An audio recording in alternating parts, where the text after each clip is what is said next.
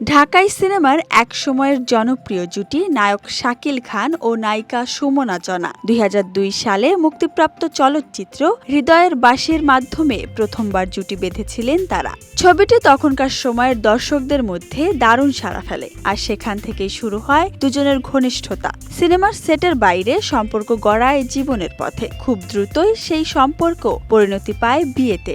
২০০৩ সালের শুরুতে নীরবে বিয়ের পিঁড়িতে বসেন শাকিল খান ও জনা।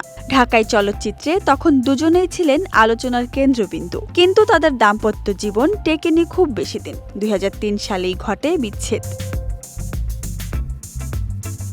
এই দম্পতির ঘরে জন্ম নেয় একটি সন্তান, আরিয়ান খান। বর্তমানে আরিয়ান মায়ের সঙ্গে যুক্তরাষ্ট্রে বসবাস করছেন। জনার সঙ্গে সম্পর্কচ্ছেদের পর থেকে বাবার সঙ্গে তার যোগাযোগ প্রায় নেই বললেই চলে। বিচ্ছেদের পর জনা চলচ্চিত্রে কাজ চালিয়ে যান আরও কয়েক বছর। ডাক্তার বাড়ি, জন্ম, বাজাও বিয়ের বাজনা, মন ছুঁয়েছে মন সহ প্রায় ৪০টির মতো সিনেমায় অভিনয় করেন তিনি। শাকিল খান, মান্না, রিয়াজ, শাকিব খান ও রুবেলের মতো তারকাদের বিপরীতে সমানতালে অভিনয় করেছেন এই অভিনেত্রী।